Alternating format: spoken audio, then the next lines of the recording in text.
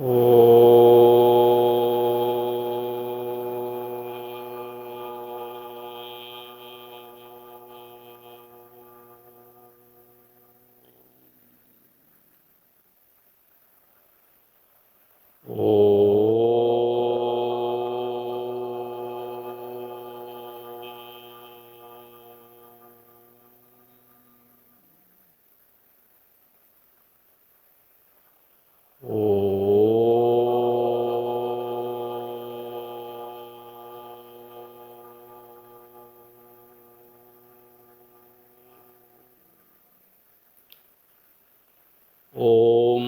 सहनावतु सहनौ भुनक्तु सह वीर्यं करवावहै तेजस्विनावधीतमस्माविद्विषावहै।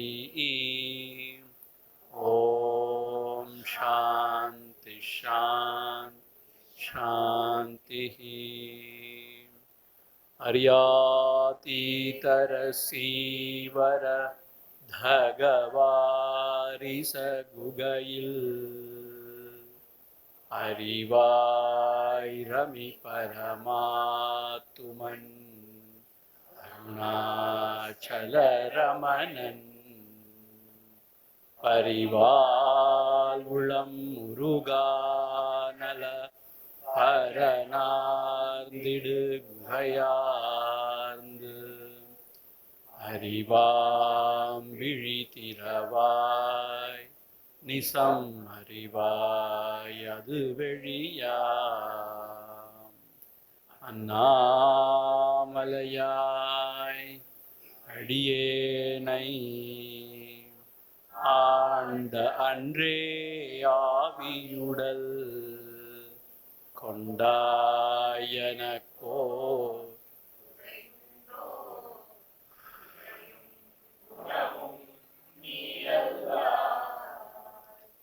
என்னே நிவற்றை என்னுயிரே எண்ணம் எதுவோ அது செய்வாய் கண்ணே உந்தன் கழலினையில் காதல் பெருக்கே தருவாயே கண்ணே உந்தன் கழலினையில் காதல் பெருக்கே தருவாயே.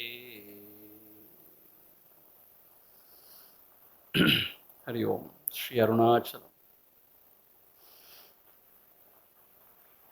ஒரு வாரத்திற்கு முன்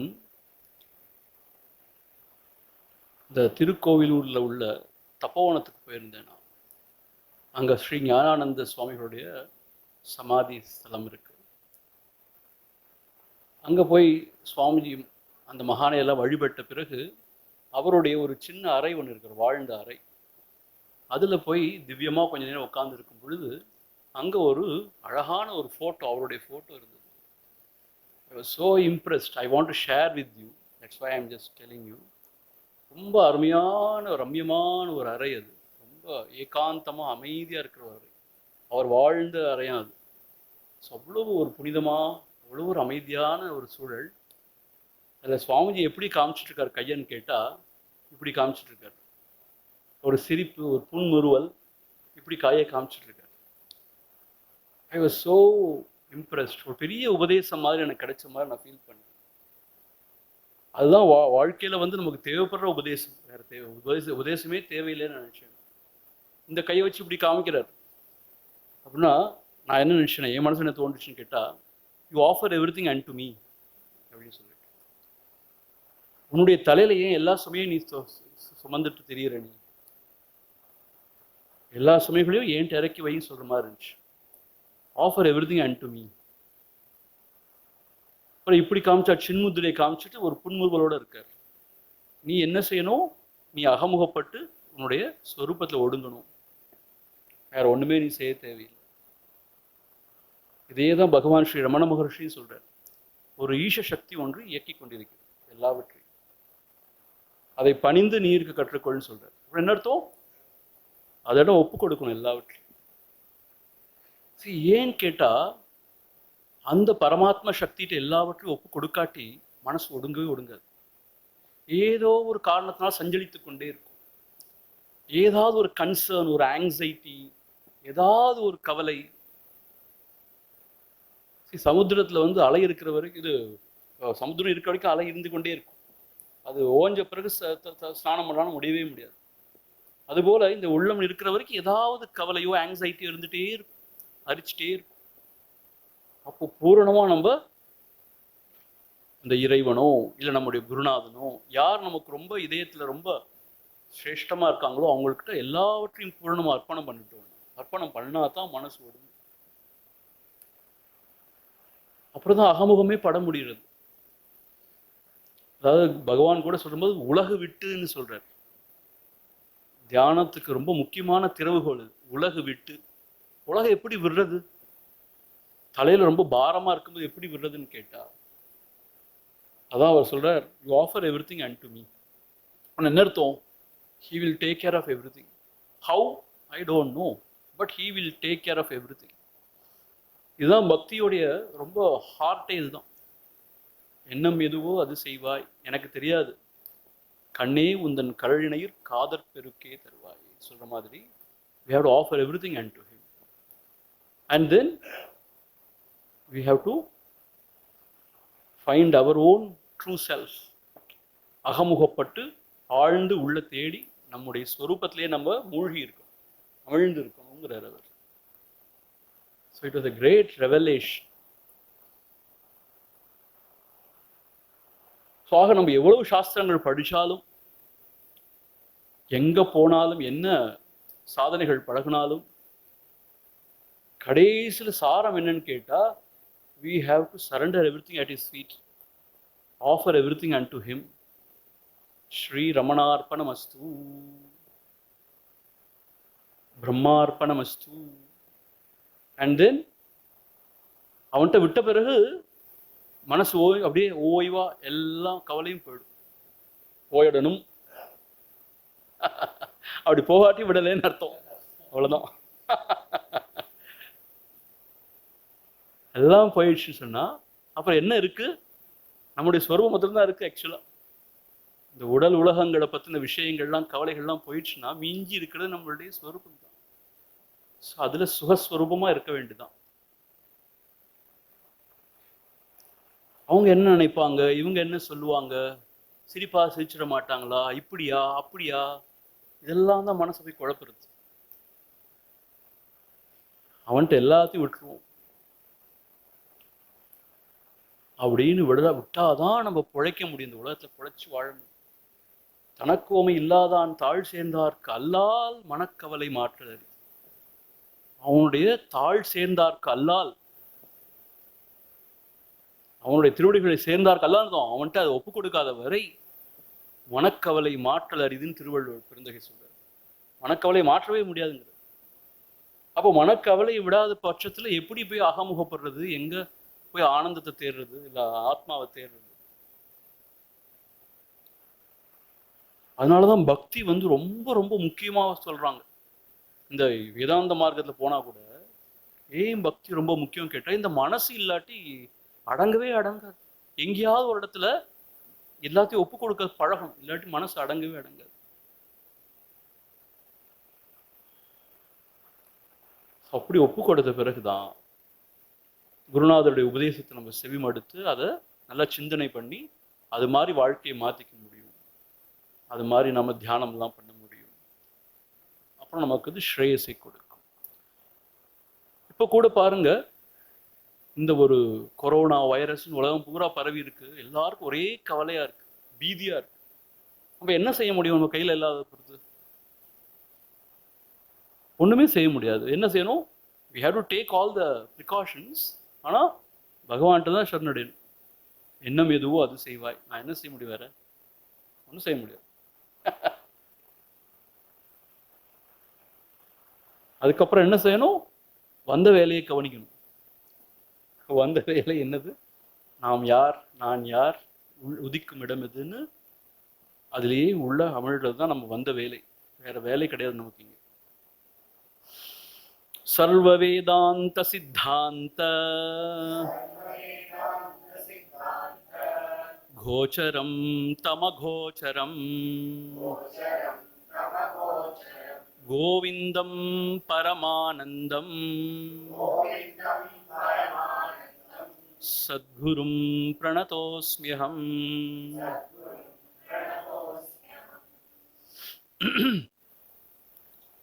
ஆக இப்போ பகவான் ஸ்ரீ ஆதிசங்கராச்சாரியர் அந்த தன்னை நாடி வந்த மாணவனுக்கு பஞ்ச கோஷத்தை பற்றி விரிவாக விளக்கி, இந்த பஞ்ச கோஷத்துக்கு புறம்பாக இருப்பதுதான் ஆன்மா என்பதையும் சுட்டிக்காட்டி, இந்த ஆன்மா தான் பிரம்மஸ்வரூபமாக்கும், அந்த பிரம்மஸ்வரூபத்துல அந்த பொருளுக்கு அந்நியமா ஒண்ணும் இல்லை,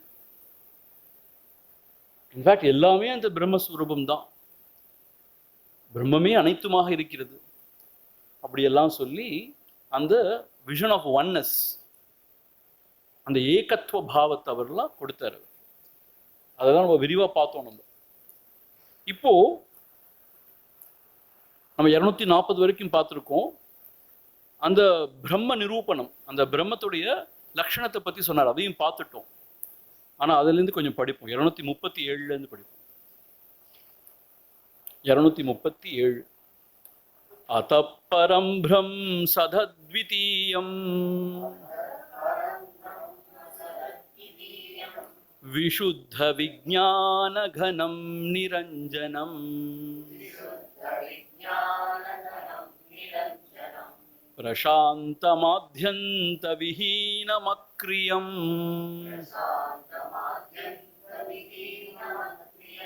நிரந்தரானந்தரசஸ்வரூபம் நிரஸ்தமாயா கிருத சர்வபேதம்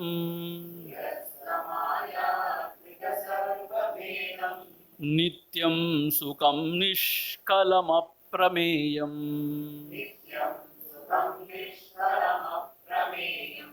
அரூபமவ்யக்தமநாக்கியமவ்யயம்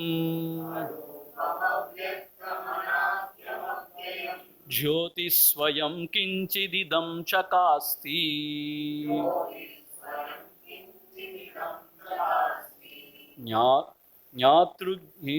ஞாத்ருஜ்ஞேய ஞானசூன்யம் அனந்தம் நிர்விகல்பகம் கேவலாகண்ட சின்மாத்ரம் பரம் தத்வம் விதுர்புதாஹ அஹேயமனுபாதேயம் மனோவாசாமகோச்சரம் அப்ரமேயம் அநாத்யந்தம் பிரம்மபூர்ணம் மஹன்மஹः.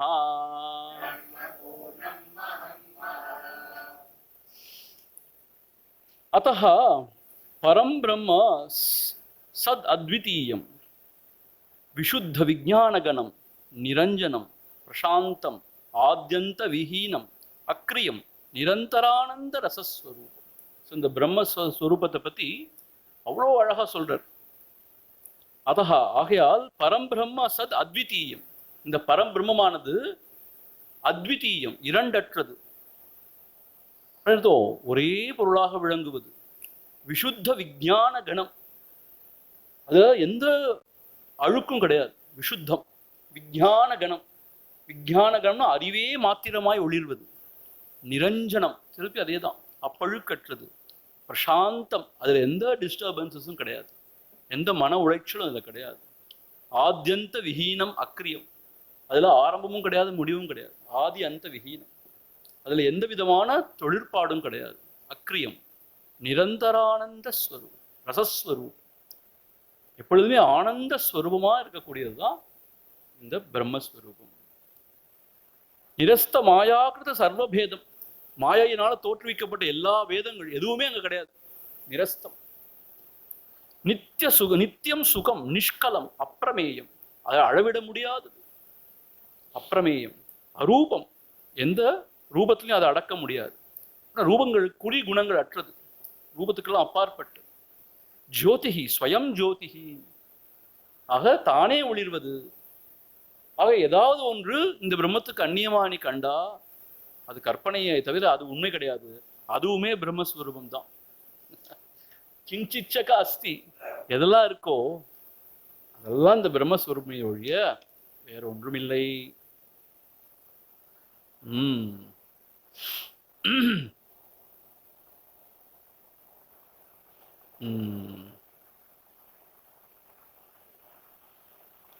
ஞாத்ரு ஜேய ஞான சூன்யம். அதுல என்னது? ஞாத்ரு அறிபவனும் அறியப்படும் பொருளும் அறிவும் எதுவும் கிடையாது. சூன்யம், அது மூன்றுமே இல்லை. மூன்றும் இல்லாட்டி எப்படிப்பட்டது அது? அங்க போனாலும் தெரியும். அனந்தம், எல்லை இல்லாதது, நிர்விகல்பகம், அதுல எந்த விதமான எண்ண ஓட்டங்களும் கிடையாது, விகல்பமே கிடையாது. கேவலா அகண்ட சின்மாத்திரம், கேவலம், அது மாத்திரம்தான், அது மாத்திரமாய் ஒளிர்கிறது. எப்படி அகண்ட சின்மாத்திரமாய் ஒளிர்கிறது. பரம் தத்துவம் விதுர் புதாகா, அந்த புதாகானா அறிவுள்ளவர்கள், ஞானிகள் இதை இப்படி உணர்கிறார்கள். இதுஹோ, இப்படி எப்படி இதை அறிகிறார்கள்? அகேயம் அனுபாதேயம், அதை விடவும் முடியாது, தள்ளவும் முடியாது, கொள்ளவும் முடியாது. ஏன் தள்ளவும் முடியாது? எல்லாவற்றையும் இல்லை இல்லை இது இல்லை இது இல்லைன்னு தள்ளின பிறகு எது மிஞ்சுகிறதோ அதுதான் இது. இதை தள்ளவே முடியாது. நம்முடைய சொரூபம், அதை எங்க யார் தள்ளுறது? தள்ளவும் முடியாது, கொள்ளவும் முடியாது. ஏன் கொள்ள முடியாது? ஏன்னா அது நமக்கு அந்நியமா இல்லை கொள்றதுக்கு. ஆக கொள்ளவும் முடியாது, அதை அள்ளவும் முடியாது, அதை தள்ளவும் முடியாது. இப்ப என்னதான் செய்யறது? அதுவாக இருக்கத்தான் முடியும். அதுவாகவே தான் இருக்கும் எப்பயும். மனோவாச்சாம கோச்சரம், ஆக வார்த்தைகளால் விவரிக்க முடியாது, மனதினால கற்பனை செய்ய முடியாது. இதுக்கெல்லாம் அப்பாற்பட்டது. அது அப்பிரமேயம், அளவிட முடியாதது, அனாத்யந்தம், ஆதி அந்தம் இல்லாதது, பிரம்ம பூர்ணம், மகத் மகா, அது எல்லாவற்றைக்காலும் மிகவும் பெரியது, ஒளி வடிவானது. மகான ஒளி வடிவானது என்று இங்கே சொல்லப்படும். இப்படி இது வரைக்கும் பார்த்தோம் நம்ம பிரம்மஸ்வரூபத்தை பத்தி. ஆச்சாரிய சங்கரர் அவ்வளவு விரிவா விளக்குறார். விளக்கின பிறகு இப்போ ரொம்ப முக்கியமான ஒரு உபதேசத்துக்குள்ள போகிறார். இதுதான் ஹார்ட் ஆஃப் த வேதாந்த சாஸ்திரம். நம்ம பார்த்தோம் இல்லையா, பிரம்ம ஆத்ம ஐக்கிய போதம். அந்த ஐக்கிய போதம் இருந்தாதான் இந்த சம்சார இந்த சுழற்சியில் விடுபட முடியும்னு சொன்னார் இல்லையா. அந்த மகா வாக்கியம், அதாவது பிரம்மாத்ம ஐக்கிய போதத்தை பத்தி இப்ப சொல்ல போறார். அதை எடுத்து சொல்றதா மகா வாக்கியம், அந்த உபதேசத்தை பத்தி கொடுக்க போறார்.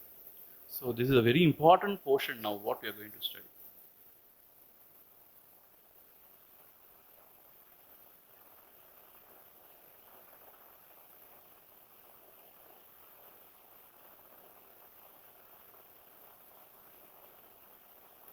தத்துவம் பதாப்யாம் அபிதீயமானயோஹ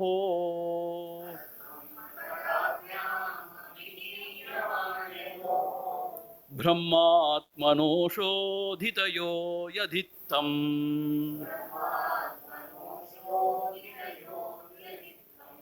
ஸ்ருத்யா தயோஸ்தத்வமசி அசீதி சம்யக்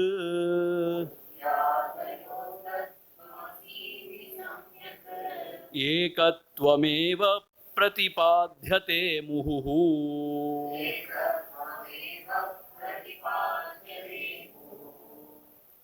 தத்துவம் பதாப்யாம் அபிதீயமானயோஹ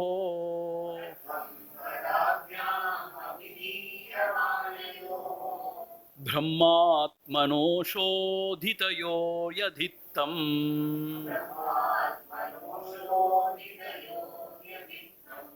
ஸ்ருத்யா தயோஸ்தத்வமசீதி சம்யக்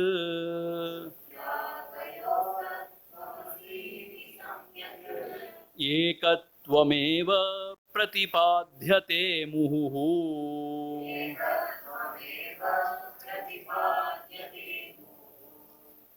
அடுத்த விசையுடி சேர்த்து படிக்க சொல்றாங்க. ஐக்கியம் தயோர் லக்ஷிதயோர் நவாச்யஹ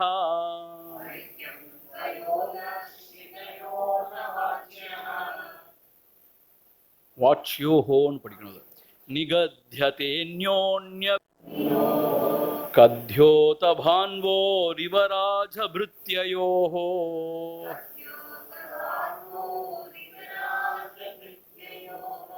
கூபாம்புராஷ்யோ பரமானுமேர்வோः.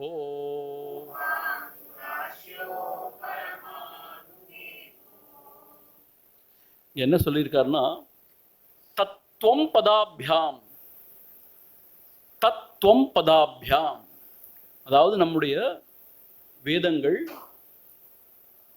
தத்துவம் அசி என்ற மகா வாக்கியத்தை உபதேசம் பண்றது. அதுல தத் அப்படின்னா அது, தட், தொம்னு சொன்னா நீ, அசின்னா எது அந்த பொருளாக இருக்கிறதோ அதுவேதான் உன்னுடைய சொரூபமாக உன் இதய குகைக்குள்ளேயும் இருக்கிறது.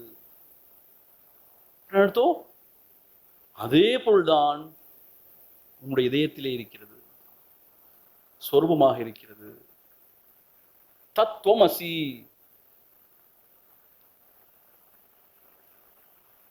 அது நீயாகவே இருக்கிறாய்.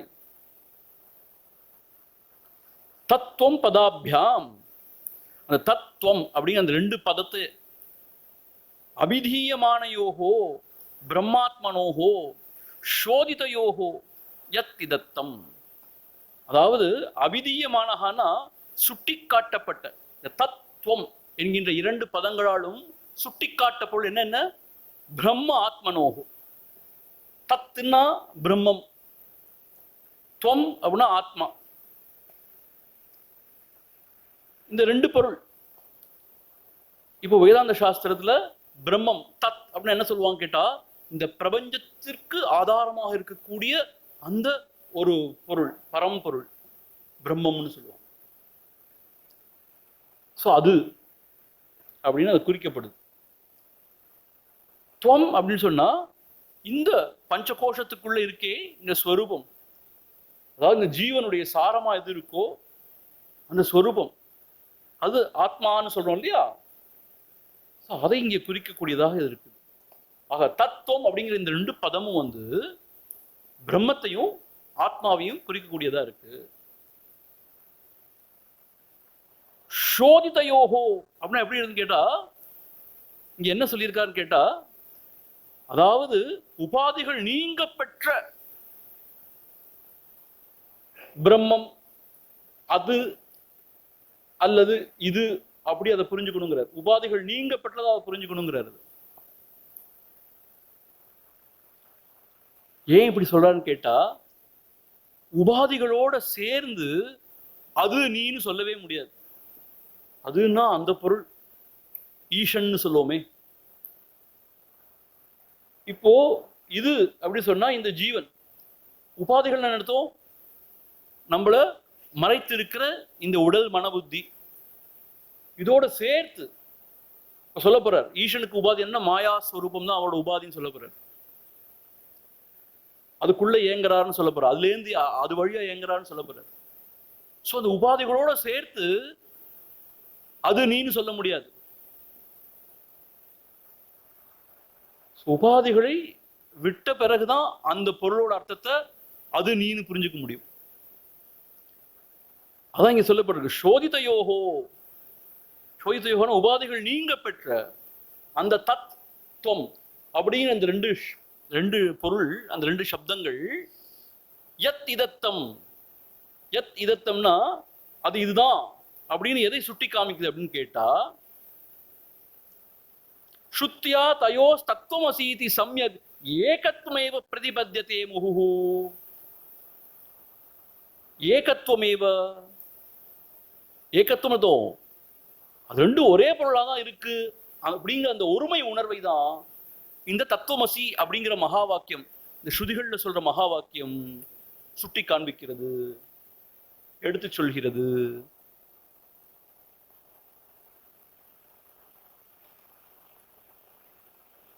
ஆக தத் அப்படின்னு சொன்னாலும், அதாவது பிரம்மஸ்வரூபத்தை குறிச்சாலும், துவம் அப்படின்னு சொல்ற ஆத்மஸ்வரூபத்தை குறிச்சாலும், அது ரெண்டும் ஒரே பொருளை தான் சுட்டி காண்பிக்கிறது. ஏகத்துவம், அது ரெண்டும் வெவ்வேறு பொருள் அல்ல, அது ஒரே பொருள் தான் என்பதுதான் தத்துவமசி அப்படிங்கிற இந்த ஸ்ருதி வாக்கியம் சுட்டி காண்பிக்க எடுத்து சொல்கிறது என்று ஸ்ருதி வாக்கியத்தில் விளக்கப்படுகிறது. ஆனா ஒரு விஷயம் இங்க சொல்லியிருக்காரு, அடுத்த செய்யுள்ல சொல்றாரு அவர் என்னன்னா, ஐக்கியம் தயோஹோ லக்ஷிதயோஹோ ந வாட்சயோஹோ. இப்ப தத்துவமசி அப்படிங்கிற அந்த மகா வாக்கியத்தை எடுத்துனோம்னு சொன்னா ரெண்டு வகையான அர்த்தம் சொல்லலாம். ஒன்னு வாட்சியார்த்தம் சொல்லுவாங்க, இன்னொன்று லட்சியார்த்தம்னு சொல்லுவாங்க. வாட்சியார்த்தம்னா word by word meaning, literal meaning. லட்சியார்த்தம்னா அது எது குறிக்குது, லட்சியம் அப்படின்னா எதை குறிக்கிறது, எதை மீன் பண்ணுது, எதை சுட்டி காமிக்குது. ஆக வாட்சியார்த்தப்படி அப்படி கிடையாது. ஏன் கிடையாது? அந்யோன்ய விருத்த தர்மினகா. அது ரெண்டும், அந்த பிரம்மம் அதுங்கிறதும் இதுங்கிறதும் விருத்த தர்மினகா. அதோட தர்மமே வேற வேற, விருத்தம், கான்ட்ரடிக்டரியா இருக்கிறதுனால வாட்சியார்த்தப்படி அப்படி கிடையாது. அதோட லட்சியார்த்தம் என்னன்னு ஆராய்ஞ்சு பார்த்தோம்னா, அது என்ன சொல்ல வருது, அதோட லட்சியார்த்தம் என்னன்னு பார்த்தோம்னு சொன்னா, அப்போ அந்த பொருள் தான் இந்த பொருளா இதய குகைக்குள்ள சொரூபமா இருக்கு அப்படிங்கிறத உணர்வு. வாட்சியார்த்தத்தை மொத்தம் பார்த்தோம்னா ரொம்ப கான்ட்ரடிக்டரி. எப்படி கான்ட்ரடிக்டரின்னு கேட்டா அதுக்கு உதாரணங்கள் சொல்றார். என்ன சொல்றார்? கத்யோத பான்வோரிவ. பானுன்னு சொன்னா சூரியன், கத்யோதம் சொன்னா மின்மினி பூச்சி. மின்முனி பூச்சியும் சூரியனும் ஒண்ணுன்னு சொல்ல முடியுமா? மின்முனி பூச்சிங்கிறது என்னது? மினுமினுப்பா இருக்கும், அவ்வளவுதான். சூரியன்கிறது எப்படிப்பட்ட பிரகாசம். அதுபோல இந்த ஜீவனும் அந்த ஈசனும் வேற வேற, அவன் ஒண்ணுனே சொல்ல முடியாது. அது மாத்திரம் ராஜா பிருத்தியோகோ, ஒரு ராஜா மகாராஜா அவனுடைய சேவகன் ரெண்டு பேரும் ஒன்னு சொல்ல முடியுமா? அவன் அரசையை ஆழ்கிறான், சேவகனுக்கு ஒன்றும் கிடையாது, அவன் சொன்னதை அவன் செய்ய வேண்டியதான். அந்த ரெண்டு பேரும் ஒன்னு சொல்ல முடியுமா? கூப்பாம்பு ராசையோகோ, கிணத்தையும் சமுத்திரத்தையும் ஒன்னு சொல்ல முடியுமா? கூப்பம்னு சொன்னா கிணறு, அம்புராசையோகோன்னா பெரிய சமுத்திரம், ஒன்னு சொல்ல முடியாது. பரமாணு மேர்வோகோ, பரமாணுன்னு அதுவும் அணுவை விட ரொம்ப சின்னது, அதையும் மேருமலைன்னு சொல்றோமே பெருசு, அதையும் ஒன்னா சொல்ல முடியுமா? சொல்லவே முடியாது. அதுபோல ஈசனையும் ஜீவனையும் ஒண்ணுன்னு சொல்ல முடியாது. வாட்சியார்த்தப்படி பார்த்தோம்னா, லிட்ரல் மீனிங்ல பார்த்தோம்னா ஒண்ணுன்னு சொல்ல முடியாதுதான். ஈசன்கிறவன் சர்வ வல்லமை பொருந்தியவன், சர்வஜன், எல்லாம் அறிந்தவன், சர்வ வியாபி, எல்லா இடத்துலையும் நிக்க நிறைஞ்சிருப்பவன். ஆனா இந்த ஜீவன் இப்படிப்பட்டவன், அவனுக்கு அல்ப சக்திமான், அவனுக்கு எதுவுமே சாதிக்கிற சக்தி இல்லை பெருசா. அல்பஜன், அறிவும் அவ்வளவு கிடையாது.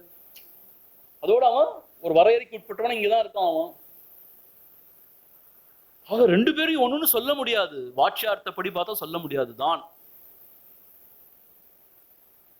மடுவுக்கும் மலைக்கும் உள்ள வித்தியாசம் சொல்லுவாங்க தமிழ்ல. அதுபோல மின்முனி பூச்சியும் சூரியனையும் ஒன்னா சொல்ல முடியுமா யாராவது? அப்படி சொல்றாரு, சொல்ல முடியாது. ஆனா லட்சியார்த்தப்படி எப்படின்னு ஆராய்ச்சி பண்ணி பார்த்தோம்னு சொன்னா, தத் துவம் அப்படிங்கிற அந்த பதங்களுடைய அது குறிக்கக்கூடிய அந்த பொருளுடைய உபாதிகளை நீக்கிட்டு அதை பார்த்தோம்னு சொன்னா, அது லட்சியார்த்தம் என்னன்னு அதை நம்ம ஊடுருவி பார்த்தோம்னு சொன்னா, அப்போ ஸ்ருதி வாக்கியம் சொல்றேன், தத்துவமசிங்கிற வாக்கியத்துல அர்த்தம் என்னன்னு கேட்டா அது ரெண்டும் ஒன்னேதான். இப்ப ஹிரண்யகசிபு தான் சொன்னான், நான் தான் கடவுள் எப்படி சொன்னான், நான் தான் பரமாத்மான்னு சொன்னான். ஆனா அவன் நம்ம அசுரன் நரக்கன்னு சொல்றேன். இந்த உடல் மனசோடு கூடிக்கொண்டு அவன் சொல்றான் நான் தான் கடவுள்னு சொல்றான். ஆனா இந்த உடல் மன புத்தி எல்லாம் கடந்து போன நிலையில யாரும் சொல்லிக்க இல்லை நான் கடவுள்னு. ஆனா அவன் கடவுளாவே தான் இருக்கான்.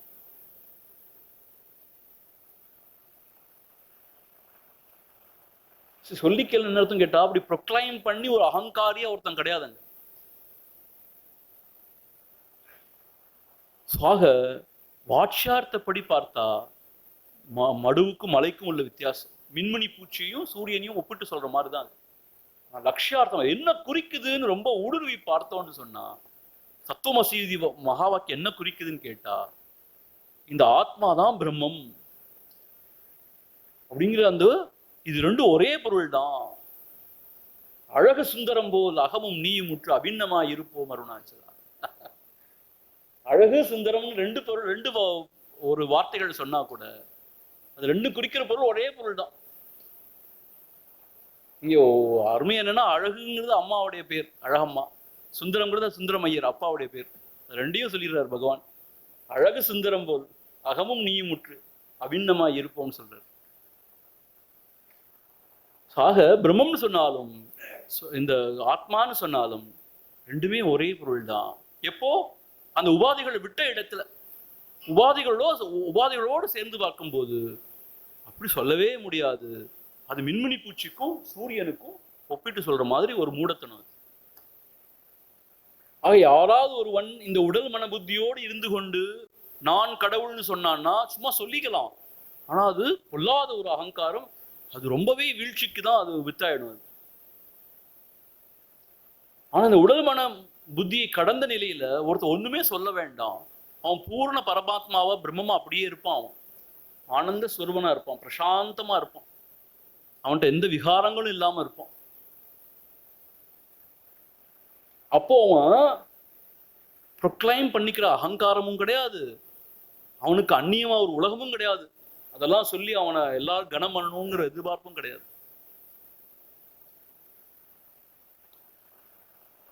இந்த ரெண்டு செய்யுள்ளையும் என்ன சொல்லப்பட்டிருக்கு அப்படின்னு கேட்டா, தத்துவம் அசி அப்படிங்கிற அந்த ஸ்ருதி வாக்கியம் தத்துன்னு ஒண்ணு சொல்லுது. அது பிரம்மஸ்வரூபம், இந்த பிரபஞ்சத்துக்கு ஆதாரமான ஒரு விஷயம், பரபிரம்ம விஷயம், பரபிரம்மஸ்வரூபம். அதுவேதான் இந்த பஞ்சகோஷத்துல இருக்கிற இந்த ஜீவன் அதோடைய சாரமாகவும் சொரூபமாகவும் இருக்கிறது. இது இந்த உபாதிகளை விட்ட நிலையில தான் அது சாத்தியம். லட்சியார்த்தப்படி பார்த்தாதான் அது உண்மை. வாட்சார்த்தப்படி லிட்ரல் மீனிங் எடுத்துக்கொண்டு இந்த உபாதிகளோட சேர்த்து அப்படி பொருள் கொண்டா அது விருத்த தர்மினா. ரெண்டுக்கும் ஒவ்வொன்றுக்கும் கான்ட்ரடிக்டரி நேச்சர். அது ரெண்டும் அப்படி சொல்ல முடியாது. ஆனா ஆழ்ந்து யோசிச்சு பார்த்தோன்னு சொன்னா, உபாதிகளை நீக்கி அதை பார்த்தோன்னு சொன்னா இது ஒரே பொருள் தான். இந்த ஐடியா வேற எங்கேயுமே கிடையாது. ஏன் எங்கேயுமே கிடையாது? ஈசன் இந்த உலகத்தை படைத்தவன், காப்பவன், அழிப்பவன்கிற ஒரு பெரியவன், மிகப்பெரியவன்.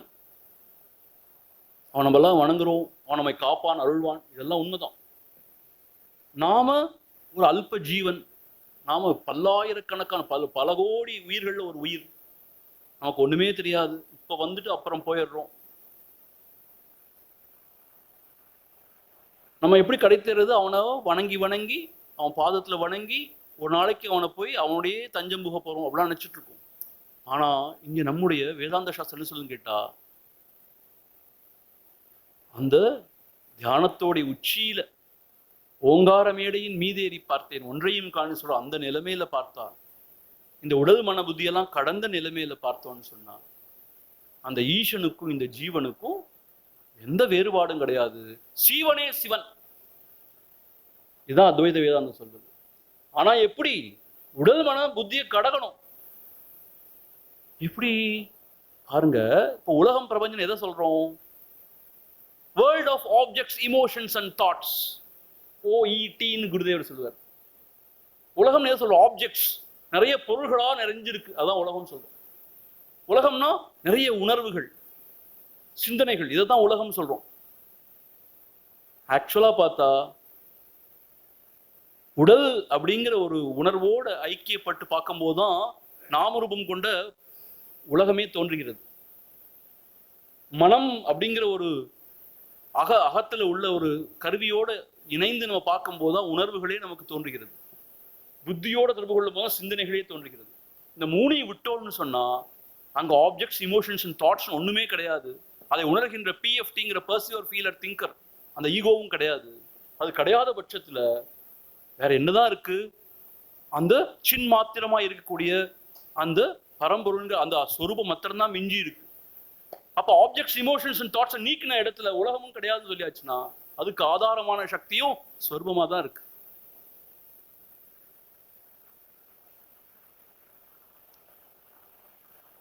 ஆக இந்த உடல் மன புத்தியை கடந்த விடத்துலதான் அது உண்மை.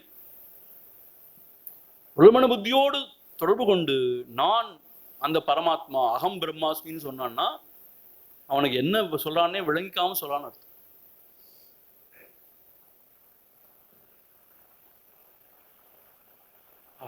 உடல் மன புத்தியை கடந்த நிலை உள்ள ஞானி அவனுடைய நிலைமை வேற. அவனுக்கு எந்த வகையான அகங்காரமும் கிடையாது, எந்த விதமான மனோ விவகாரமும் கிடையாது. அப்படி இருக்கும்பொழுது அவன் நிலைமை இன்னதென யார் தான் சொல்ல முடியும்னு பகவான் கேட்கிறார். அப்படிப்பட்ட நிலைமையில் இருக்கும் பொழுது அவன் பிரம்மமாகவே இருக்கிறான். இதை நம்ம விளங்கிக் கொள்ளணும். இந்த மகா வாக்கிய உபதேசம் தான் the heart of our scriptures, our Vedas, heart of our Advaita Shastra. எங்க போனாலும் சரி கடைசி இங்க வந்துதான் ஆகணும். உள்ள இதயத்துக்குள்ளதான் அந்த பரம்பொருள் இருக்கு. அகமகம் தயா ஸ்புரதி ஹிருத் ஸ்வயம். அகமகம்னு சொல்லிக்கொண்டு உள்ளதான் அது இருக்கு.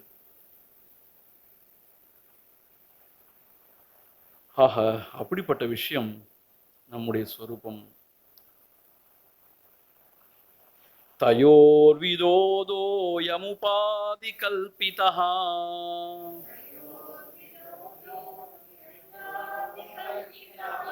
ந வாஸ்தவ கஷ்சிதுபாதிரேஷஹ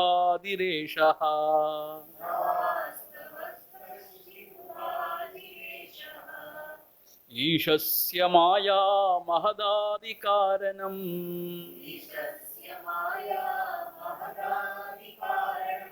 ஜீவஸ்ய காரியம் ஷுணு பஞ்சகோஷம்.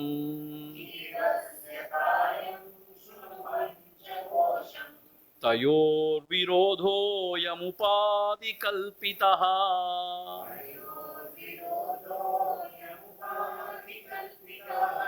ந வாஸ்தவ கஷ்சிதுபாதிரேஷஹ.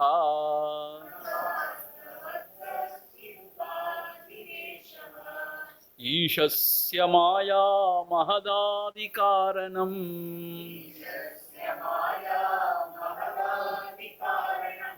ஜீவஸ்ய காரியம் ஷுணு பஞ்சகோஷம்.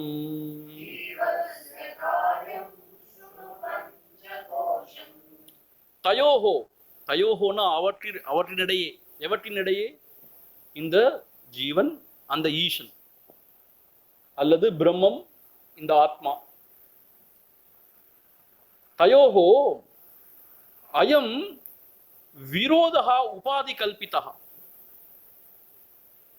இந்த விரோதகான இந்த கான்ட்ரடிக்டரி நேச்சர் காணப்படுதே, அது உபாதி கல்பிதஹா ந வாஸ்தவஹா கஷ்டித்.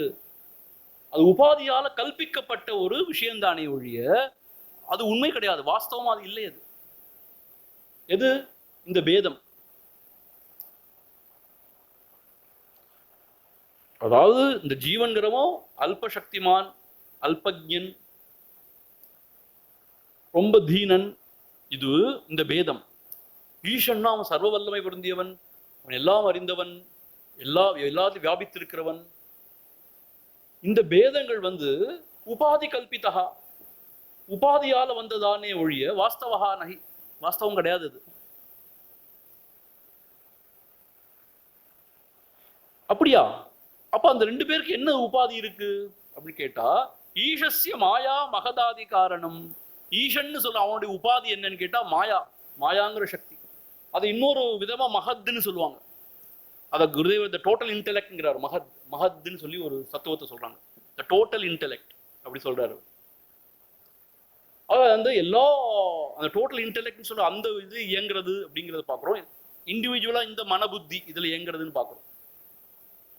ஸோ ஈசனுடைய உபாதி என்னன்னு கேட்டா மாயாசக்தி. அந்த மாயாசக்தியை வச்சு அவன் இயங்குறான். தன்னுடைய மாயாசக்தி தான், அது வேற எங்கேயும் இல்லை. அது அதை வைத்திருக்கும் பொழுது அவன் ஈசன்னு சொல்றான். அதே பொருள் இந்த பஞ்சகோஷத்துக்குள்ள அகப்பட்டு நான் தீனன், நான் இவ்வளவுதான், நான் ஜீவன் சொல்லும் போது அவனை ஜீவன் அவன் கருதப்படுறான். அதே பொருள் தான். ஆக ஜீவசிய காரியம் ஷுணு, கேள். ஷுணுனா கேள். பஞ்சகோஷம். ஆக இந்த மாயாங்கிறத காரியம்ங்கிறார், இத மாயாங்கிறத காரணம்ங்கிறார், இந்த பஞ்சகோஷத்தை காரியம்ங்கிறார். The cause and effect. ஆனா உண்மையிலேயே பார்த்தா இந்த ரெண்டு உபாதியுமே ஒரு ரிலேட்டிவ் ஸ்டாண்ட் பாயிண்ட்ல இருந்து தான் சத்தியம். அப்சல்யூட் ஸ்டாண்ட் பாயிண்ட்ல இருந்து ரெண்டுமே சத்தியம் கிடையாது. உலகத்தையே காணாத போது அப்போ அவன் தனக்கு அந்நியமா ஒன்னையுமே சிந்திக்கிறது இல்லை. அப்போ அவன் அந்த சொரூபமாவே இருக்கும் பொழுது அவன் ஒரே பொருளாகவே இருக்கிறான்.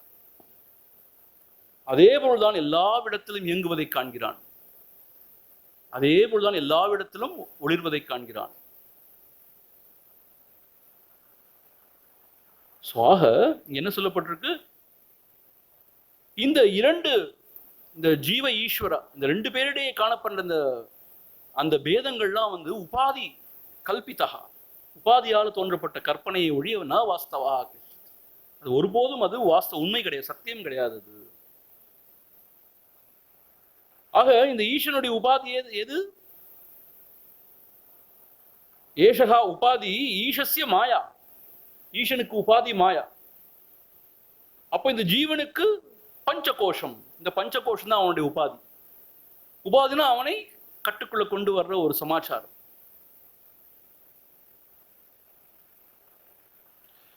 சரி சுவாமிஜி, இப்போ நான் இந்த சாதனையெல்லாம் பண்ணி இந்த பஞ்சகோஷம் நான் இல்லை அப்படின்னு என்னுடைய உபாதியை விட்டுறேன், நான் என்னை ஆத்மான்னு உணர்றேன். ஆனா இந்த ஈஸ்வனுடைய உபாதியை எப்படி நீக்கிறது? எங்க ஆச்சாரிய சொல்லுவா, டோன்ட் ட்ரை தட்.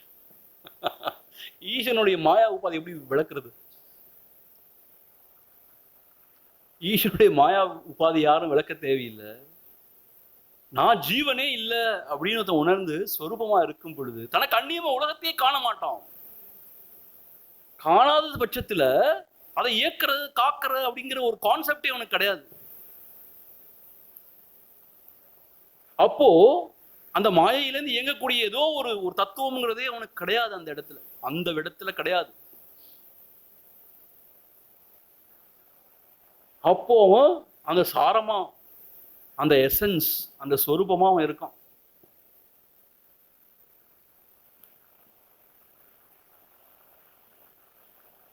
ஆக்சுவலா இது ரொம்ப சிம்பிளான திங். என்னன்னு கேட்டா, நமக்கு அந்நியமா எதிரிட்டு ஒரு உலகம் சத்தியமா இருக்குன்னு நினைக்கிறோம். அது இல்லை, ஸ்வரூபம் மாத்திரம்தான் இருக்கு. இவ்வளவுதான். இதை புரிஞ்சுட்டா எல்லாம் சரி. இதை புரிஞ்சுக்காத பட்சத்துல எல்லாம் சொல்ல வேண்டியிருக்கு. இதெல்லாம் மனோமயம். இந்த உலக விவகாரங்கள்லாம் மனோமயம். ஒரே வாக்கியத்துல முடிச்சிட்டோம்னா எல்லாம் முடிஞ்சு போச்சு. எப்படி இதை மனோமயம் நீங்க சொல்ல முடியும்? அநியாயமா இல்லையா? எப்படி இப்படி முழு பூசணிக்காய் சோத்துல மறைக்க முடியுமா? நீங்க இவ்வளவு பெரிய பிரபஞ்சத்தை மனோமயம்னு சொல்ல முடியுமா? பிரபஞ்சம் இருக்கு, சத்தியமா இருக்கு. அப்போ சரி, இதெல்லாம் பேசதான் வேணும். பகவான் ஸ்ரீ ரமண மகர்ஷி வந்துட்டு அவர் ஒரே வார்த்தையில முடிச்சிடுறாரு, இதெல்லாம் மனோமயம், உலகு விட்டு அப்படின்னு சொல்லி முடிச்சிடுறாரு. ஃபினிஷ்ட். அப்புறம் நான் யார் அப்படின்னு கேள்வி கேட்டு அப்படி உள்ள ஆழ்ந்து சொர்வ மாத்திரமா இருந்துட்டோம்னா சாந்தி சாந்தி சாந்தி. ஆனா தெளிவில்லைன்னு வச்சுக்கோங்களேன், என்ன ஆயிடும் கேட்டா, ஆனா வேதாந்தம் அவ்வளவு பெரிய விஷயங்கள்லாம் விளக்குது. ஓ, பிரம்மசூத்திரம்லாம் எழுதியிருக்காங்களே, யோகா வாசிஷ்டம்லாம் இருக்கே, அது என்னமோலாம் சொல்றாங்களே, இவ்வளவு சிம்பிளா இருக்க முடியுமா? இந்த பகவான் ஒன்னத்தையுமே படிக்கல, என்னத்தையும் உணர்ந்தார், எதை உணர்ந்தார்னு யாருக்கும் தெரியாது. இவ்வளவு சிம்பிளா இருக்க முடியுமா? அப்ப அவ்வளோ விஷயம்லாம் பேசுறாங்களா, அதெல்லாம் என்னது அப்படின்னு கேட்டா, இதுதான் சப்தஜாலம் மகாரண்யம் சித்த பிரமண காரணம்.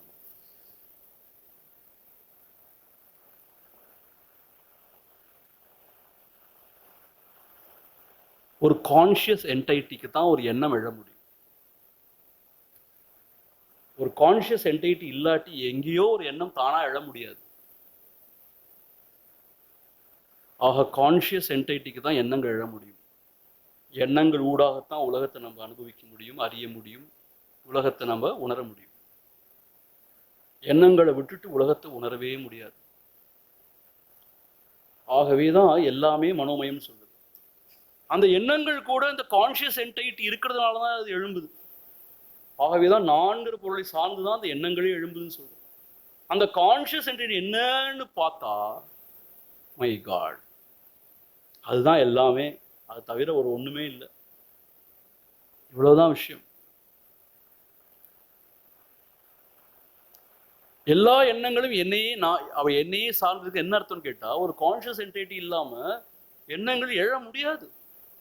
ஆழ்ந்த நித்திரையில கான்சியஸ் என்டிட்டி இல்லாதனால எண்ணங்கள் இல்லை.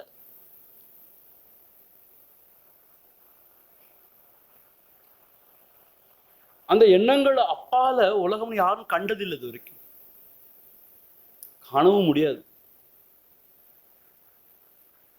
யோசிச்சு பார்த்தா எண்ணங்களை விளக்கிட்டு ட்ரை பண்ணா எதையுமே பார்க்க முடியாது.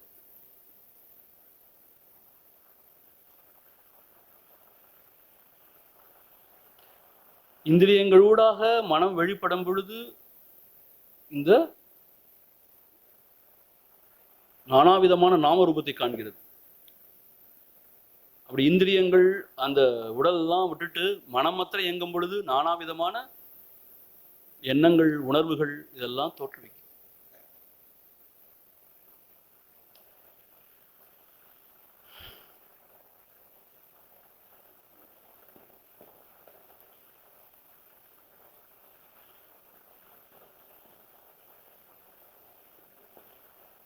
ஆக ஜாகிரத அவஸ்தையில இந்த உடல் அப்படின்னு நான் மயங்கி இந்த உடலோடு இருக்கும் பொழுது சத்தியமா ஒரு உலகம் ஒண்ணு கண்ணுக்கு தெரியுது. ஒவ்வொரு நாளும் முழிச்சா அதே உலகத்துல நம்ம வாழ்றோம். அதனால அது ரொம்ப சத்தியம்னு நினைச்சு வாழ்ந்துட்டு நமக்கு அந்நியமா, நமக்கு புறம்பா எதிரிட்டு அறியக்கூடியதா இருக்கு. மனதுல, அதாவது கனவு நிலையில மனதோட மாத்திரம்தான் நம்மளோட ஐடென்டிஃபிகேஷன் இருக்கு. அப்போ நமக்குள்ளேயே ஏதோ எண்ணங்கள்லாம் தோன்றி மறையதை பார்க்குறோம். ஆனா எழுந்தவொடனே இதெல்லாம் கனவுன்னு சொல்றோம். ஆழ்ந்த நிதிரையில் ஒண்ணுமே இல்லாத ஒரு உணர்வு நிலை. இப்படி திரும்ப திரும்ப யோசிச்சு பார்த்தோம்னு சொன்னா இந்த 4 வஸ்துக்கு அப்பால உலகம்னு ஒண்ணு கிடையாது. இந்த 4 வஸ்துவோடைய சாரம் என்னன்னு பார்த்தோம்னா அது உதித்து ஒடுங்காத அகண்டானந்த ஸ்வரூபமா இருக்கு. இவ்வளவுதான் விஷயமா சொல்லப்படுது. ஆனா இந்த பிரபஞ்சம் ரொம்ப சத்தியமா இருக்கிறதுனாலதான் திரும்ப திரும்ப பிரம்மம்னு ஒரு விஷயத்த சொல்லி அதுக்கு ஆதாரமா இருக்குன்னுலாம் சொல்லி, இந்த பஞ்சகோஷம்னு சொல்லி அதுக்குள்ள இருக்கிறது ஜீவன்னு சொல்லி ரெண்டுக்குள்ள ஐக்கியத்தை சொல்ல வேண்டியது. உபாதின்னு இருக்கு, அந்த உபாதியை விளக்கணும், விளக்கிட்டு பார்த்தா அது ஒரே பொருள் தான் அப்படிலாம் சொல்ல வேண்டியிருக்கு. ஆக இந்த பஞ்சகோஷத்தை விளக்கின பிறகு அந்த இடத்துலேருந்து பார்த்தா அந்த ஆன்மாவுக்கு அந்நியமா ஒண்ணும் இல்லாம ஒரே பொருளை எல்லாம் விளங்குது. அப்ப நாமரூப காட்சிகள்லாம் இல்லாம போயிடுது, ஸ்தூல சூக்ஷ்ம உலகங்கள்லாம் இல்லாம போயிடுது. அப்போ அதுக்கு அதிபதியாகி அந்த ஈசன் ஒத்தனையும் நம்ம சொல்ல தேவையில்லை. அதனால ஸ்வரூபம் மாத்திரமே எஞ்சுறதுனால அதுதான் பிரம்மஸ்வரூபம்னு கன்க்ளூட் பண்ணி அதே பொருள் தான் எல்லாமாக இருப்பது உணர்றதுனால அதுக்கு அந்நியமா ஒன்றும் கிடையாதுன்னு கன்க்ளூட் பண்ணி அதுவே நாம இருக்கிறோம் அப்படின்னு சொல்லிடுறாங்க. ஆக ஈசனுடைய உபாதி மாயா, இந்த ஜீவனுடைய உபாதி இந்த பஞ்சகோஷம். ஆக அதே பொருள் பஞ்சகோஷத்தின் ஊடாக இயங்கும் பொழுது அந்த மாயாக்கு உட்பட்டதாக மயங்கி இருப்பதாக இருக்கும் பொழுது ஜீவன்னு சொல்றோம். அதே பொருள் மாயை தன்னோட ஆட்சி கீழே வைத்துக் கொண்டு இயங்கும் போது ஈஸ்வரன் சொல்றோம். ஆனா ஒரே பொருள் தான் இப்படியாக ரெண்டுமா இயங்குது. நான் ஏற்கனவே சொல்லியிருக்கேன் குருதேவர் சொல்ற example. The Prime Minister of this country, a very powerful person. ஆனா அந்த எலெக்ஷன்ல போய் ஜெயிச்சு அவர் பிரைம் மினிஸ்டர்ங்கிற பொசிஷன்ல இருக்கார். ஆனா அவரே வீட்டுல போய் பார்த்தாருன்னா அடக்க ஒடுக்கமா இருக்கணும் இல்லையா? ஒரு ஹஸ்பண்ட் இல்ல ஒரு ஃபாதர் அப்படின்னு இருக்கும்போது அவர் ஒரு சாதாரண ஒரு மனுஷனா தான் இருக்க முடியும். அவர் தாம் தூம்னு அங்க போய் அதிகாரம் பண்ணாருன்னா அவ்வளவுதான். ஆனா ரெண்டுக்கு ஊடாக இயங்குறது யாரு? ஒரே மனிதன் தான். அதுபோல அந்த உபாதி, இந்த பிரைம் மினிஸ்டர்ஸ் ஆபீஸ், அந்த பொசிஷன் இருக்கும்போது ஈசன் மாதிரி எவ்வளோ பவர்ஃபுல்லா இருக்கும். ஆனா வீட்டுக்கு ஒரு அப்பா இல்ல ஒரு ஹஸ்பண்ட் உபாதி, அதுவும் உபாதி தான். அதுக்கு ஒரு வரையறை இருக்கு. அப்போ ரொம்ப லிமிட்டடா தான் இயங்க முடியுதுனால. ஆனா இந்த ரெண்டு உபாதியும் இல்லாத போது ரெண்டு உபாதி பின்னாடி இயங்குறது யாரு? ஒரே மனிதன் தான். அதுபோல ஈசன் நம்ம சொல்றோம், ஜீவன் சொல்றோம். இது ரெண்டும் வெவ்வேறு நினைச்சு மயங்குறோம். ரெண்டும் ஒரே பொருள் தான், உபாதியை நீக்கிய இடத்துல. இதுதான் அத்வைத விசாரத்தோடைய உபதேசத்தோட சாரம். ஆனா துவைத்த மதம்லாம் என்ன சொல்லும்னு கேட்டா 3 பொருள் உண்மைன்னு சொல்லும். எது 3 பொருள் உண்மை? உலகம் ஒண்ணு சத்தியமா இருக்கு, அதுல ஜீவன்னு தோன்றி மறையறான், இதெல்லாம் ஆழ்ந்த ஈசன் இருக்கான். இந்த மூணும் சத்தியம்தான். ஆக ஈசன் ஈசனா தான் எடுக்க முடியும், ஜீவன் ஜீவனா தான் இருக்க முடியும். இந்த உலக மாயை இருக்கத்தான் இருக்கு. ஒன்னு ஈசனுடைய திருவடிகளை பற்றி கொண்டு அவனை வணங்கி இருந்தா அந்த மாயை உன்னை பற்றாது. ஆனா நீ ஜீவனா தான் இருப்ப கடைசி வரைக்கும். என்னதான் கடைசி நிலையில போனா அந்த ஆணவ மலம் கொஞ்சம் ஒட்டித்தான் இருக்கும் உனக்கு. நீ ஈசனாவே ஆக முடியாது. ஈசன் நீ ஒண்ணு கிடையாது, நீயும் வேறதான், அவன் வேறதான். உலக மாயை இருக்கதான் இருக்கு, நீ ஒழுங்கா இரு. மேக்சிமம் அவன் கூட போய் இருக்கலாம். ரொம்ப அவனை வழிபட்டேன்னா அவனை மாதிரியே உருவம் கிடைக்கலாம் உனக்கு.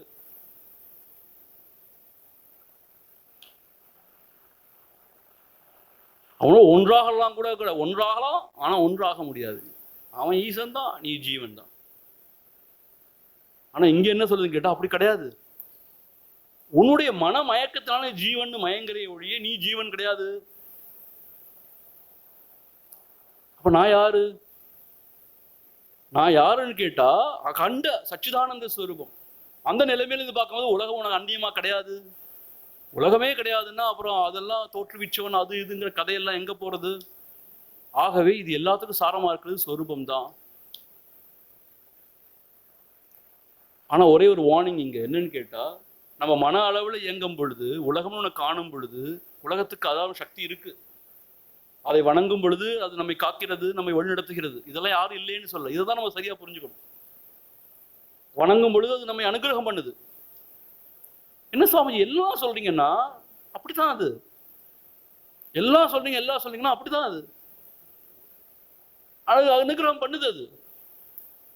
அது பண்ணுது, நம்ம இருக்குதானே. அப்ப நீயே இருக்கியா முதல்ல? அதுதான் கடைசி கொஸ்டின். நானே இல்லை, இப்ப எனக்கு அந்நியமா உலகமும் இல்லை.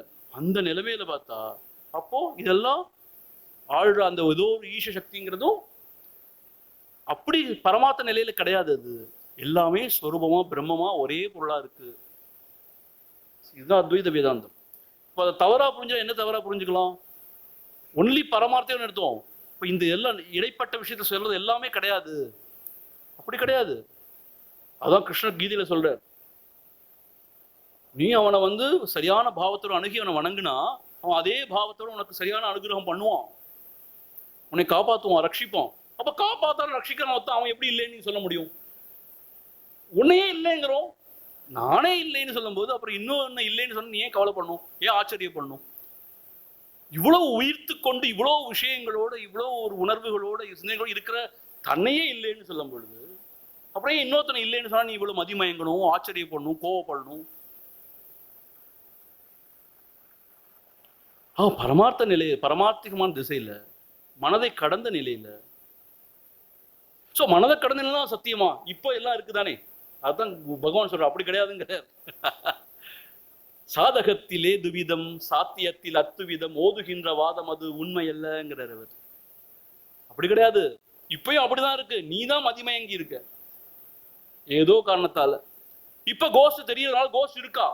கோஸ்ட் கிடையாது. இப்பயும் போஸ்ட் மாத்திரம்தான் இருக்கு.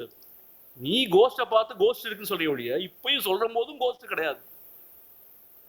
கோஸ்ட் எப்பயுமே தோன்றவே இல்லை. நீ தான் கோஸ்ட்ங்கிற. எங்க இருக்கோ தெரியல, உன் தலைக்குள்ளதான் இருக்கு அந்த கோஸ்ட்.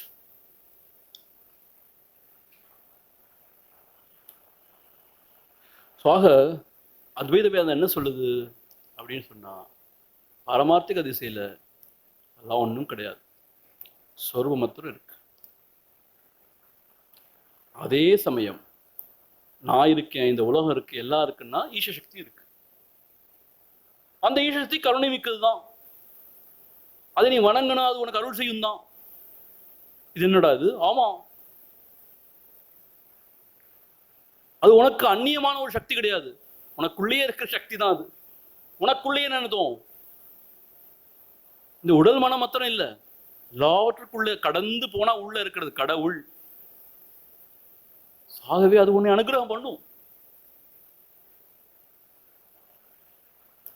ஆக மகா வாக்கிய உபதேசம் என்ன சொல்லுதுன்னு கேட்டா, நீ ஈசன் ஈசன்னு சொல்றியே, அவனுடைய ஸ்வரூபமும் ஜீவன் ஜீவன் சொல்றிய, நான் சொல்றேன், உன்னுடைய ஸ்வரூபமும் ஒரே ஒரு பொருள் தான், வேற வேற கிடையாது. ஆகவே ஒரு பொருள் தான் ஈசனாக மாயையை ஆட்கொண்டு அந்த மாயையை வச்சு இயங்கும் போது ஈசனாகவும், அதே பொருள் தான் இந்த பஞ்சகோஷத்துல அடிமைப்பட்டிருக்கும் போது ஜீவனாகவும் வெளிப்படுது. ஆக இந்த பஞ்சகோஷத்தை கடந்து போயிட்டேன்னா நீ அதை உணர முடியும். ஒரே பொருள் தாங்கிறது உணர முடியும். அப்ப இந்த சொரூபத்துக்கு அந்நியமா ஒன்றுமே இல்லைங்கிறத நீ உணர முடியும்.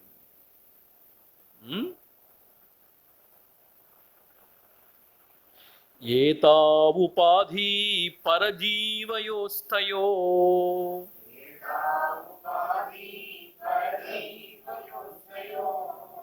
சம்யங் நிராசே ந பரோ ந ஜீவஹ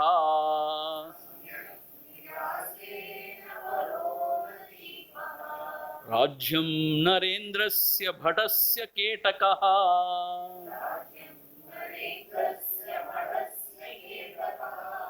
தயோரபோஹேன பட்டோ ந ராஜா.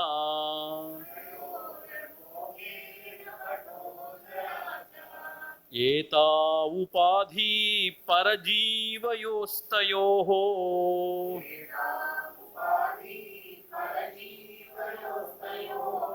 சம்யக் நிராசே ந பரோ ந ஜீவஹ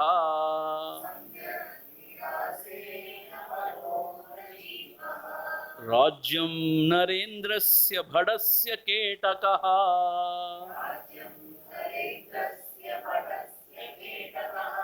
தயோரபோஹேன பட்டோ ந ராஜா.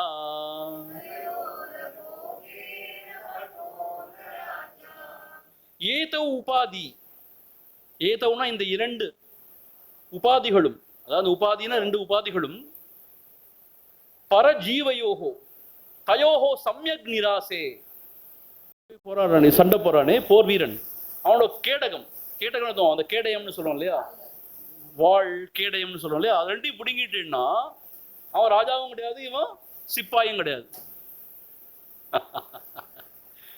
அவன் அந்த மகுடத்தை வச்சுட்டு இருக்கான், த கிரவுன் பிரின்ஸ், அந்த சிம்மாசனத்துல உட்கார்ந்து இருக்கான், ராஜ்யம்ங்கிற ஒரு விஷயத்தை ஆளுறான். அதனால அவனை ராஜா மகாராஜான்னு சொல்லுவான். ஏதோ ஒரு காரணத்தினால எதிரி படையெடுத்து வந்து எல்லாத்தையும் பறிச்சுட்டு போயிட்டான்னா அவன் ராஜாவான், அவன் பூஜா ஒன்றும் இல்லை, சாதாரண மனுஷன் தான் இல்லையா. 5 வருஷம் தாம் தூம் president of United States of America, அது முடிஞ்சு போச்சு. 4 வருஷம் தாங்க, 5 வருஷம் கூட கிடையாது. இன்னொரு சான்ஸ் கொடுப்பாங்க, 8 வருஷம் வேணா வச்சு இருக்கலாம், இதுவும் கெட்டிக்காரத்தனம். அப்புறம் ஒன்றும் கிடையாது, சாதாரண ராஜ்.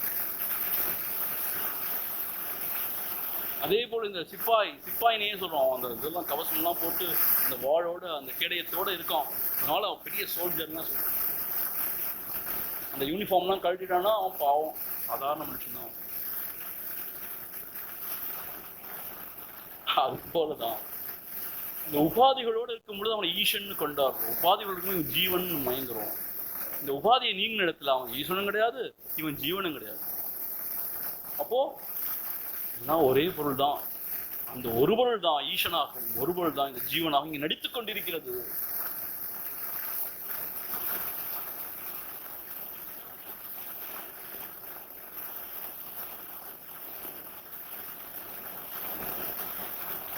இதெல்லாம் ஒரு காக் அண்ட் புல் ஸ்டோரி கிடையாது, ஏதோ ஒரு ஈஸி சேர்ல உட்காந்து ஒரு பிலாசபர் அப்படியே சிந்திச்ச விஷயம்லாம் கிடையாது. இதை தன்னுடைய யோக சாதனையின் மூலமாக உடல் மன புத்தியை கடந்து அந்த பொருளை இருந்து அதுக்கப்புறம் இந்த விஷயத்தை அப்படியே அறிந்து உணர்ந்து எடுத்து சொன்ன விஷயம். முடிந்த முடிவுன்னு சொல்லுவாங்க அப்படின்னா, இதுக்கு மேல சத்தியம்னு எதையும் சொல்ல முடியாதுங்கிற அளவுக்கு சத்தியமான விஷயம். எந்த காலத்துல கொடுத்தது இப்பயும் அதே தான் சத்தியம். இன்னும் 100 வருஷம் 1000 வருஷம் போனா இதே தான் சத்தியம். அப்படிப்பட்ட சத்தியத்தை சொல்லிட்டு இருக்காங்க. எல்லாவற்றுக்கும் ஆதாரமான சத்தியம், மாறாத அழியாத சத்தியத்தை பத்தி பேசுறாங்க. நிறைய பேர் நம்ப மாட்டாங்க, அப்படிலாம் ஒண்ணு இருக்க முடியாது, காலத்தோட எல்லாம் மாறத்தான் வேணும். ஏன்னா அவங்க இன்னும் காலத்திலேயே மாட்டிக்கொண்டு இருக்காங்க, காலத்தை கடந்த இடத்தை பத்தி அவங்களுக்கு தெரியாது. ஆக இந்த 2 உபாதிகளை நீக்கிய இடத்துல பார்த்தா பரனும் கிடையாது, ஜீவனும் கிடையாது. அதான் ஓங்கார மேடையின் மீதி பார்த்தேன் ஒன்றையும் காணேன் அடியின் மயங்குறாரு. ஒன்றையும் மயங்கல சொல்றாரு, தெளிந்து சொல்றாரு, ஒன்றையும் காணேன் அடி. ஒன்றையும் கண்ணர்த்தம் அங்க ஜீவன்னு ஒத்தனும் பரன்னு ஒத்தனும் கிடையாது. ரெண்டுக்கும் ஆதாரமாகிய சின்மாத்திரமாகிய சின் மாத்திரமாக அது ஒன்றுதான் ஒளிர்கிறது.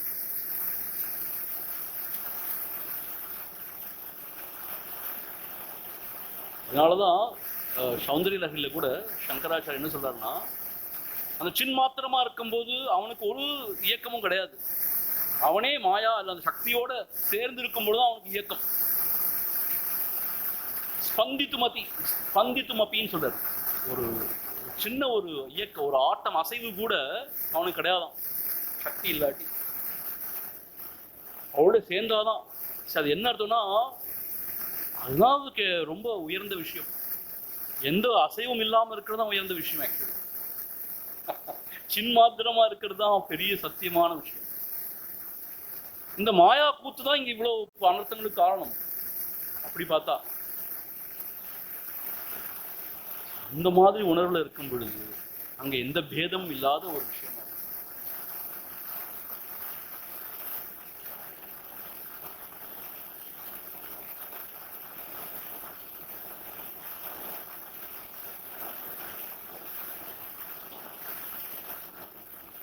ஆக இப்போ நம்ம வேதாந்த சாஸ்திரம் 3 பொருளை பத்தி டீடைல்டா பேசு. ஒன்று ஜீவ, இன்னொன்று ஜகத், இன்னொன்று ஈஸ்வர். ஸோ இப்போ ஜீவனை பத்தி பேசணும்னு சொன்னா இந்த பஞ்சபூதத்தை பத்தி பேச வேண்டியது, பஞ்ச கோஷத்தை பத்தி பேச வேண்டியிருக்கு. அதுக்குள்ள அகப்பட்ட ஜீவனை பத்தி சொல்ல வேண்டியது. அதுவுமே இந்த ஆத்மா விஞ்ஞானமய கோஷத்துல சிதாபாசனை வெளிப்பட்டு நான் சொல்றான், நான் அறிகிறேன்னு சொல்றான், நான் செய்கிறேன்கிறான், நான் அனுபவிக்கிறேன்கிறான். அதான் ஜீவன் சொல்ல வேண்டியது. அப்புறம் நாமரூபமா விரிந்து அகண்டமா ஒரு உலகம் தோன்றுது நமக்கு. அது ஜகத்னு சொல்ல வேண்டும். மாறிக்கொண்டே இருக்கு, அழியுது. அதோட இயல்பெல்லாம் பெருசா விளக்கி சொல்றாங்க. அப்புறம் ஈசன் ஒரு பொருளை சொல்ல வேண்டியிருக்கு. என்ன சொல்றாங்க? இதெல்லாம் யார் இதெல்லாம் செஞ்சா, யார் இதெல்லாம், யார் இதுக்கெல்லாம் காரணம்? ஒரு கேள்வி வருது, யார் இதுக்கெல்லாம் காரணம்?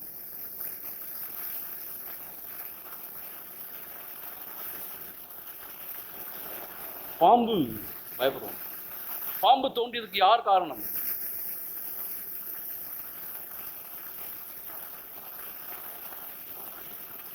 பாம்பே கிடையாதுங்க. இல்ல நான் பார்க்கறேன், கடிச்சிருச்சு, விஷம் ஏறி தலையில. இங்க பாம்புக்கு தோன்றியதுக்கு யார் காரணம்?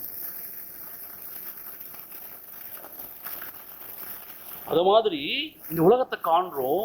இந்த உலகத்துக்கு பின்னாடி ஏதோ சக்தி இயக்கம் இருக்கதானே வேணும். அந்த திசையில ஆமா சக்தி இயக்கம் இருக்கு, உலகம் தோன்றி இருக்கு, ஜீவர்கள் இருக்காங்க, ஆமா அல்லல் இருக்கு, துக்கம் இருக்கு, சுகம் இருக்கு, எல்லாம் இருக்கு. அவனை வணங்கு, அனுகிரகம் செய்வான், எல்லாம் சத்தியம், எல்லாமே சத்தியம். ஆனா இந்த பஞ்சகோஷத்தை விட்ட இடத்துல பார்த்தோம்னா எதுவுமே இல்லாம போயிடுது.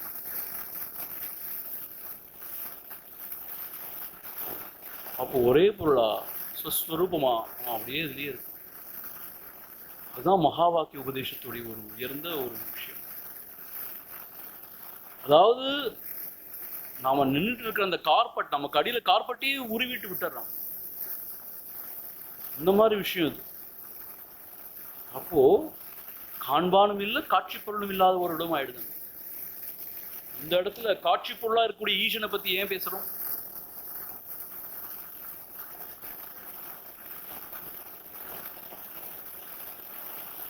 ஆகவேதான் அப்பக்குவிகளுக்கோ இல்லாட்டி சரியான சிந்தனை இல்லாதவங்களுக்கும் இந்த ஞானத்தை போதிச்சோம்னா பயங்கரமான குழப்பம் உண்டாயிடும்.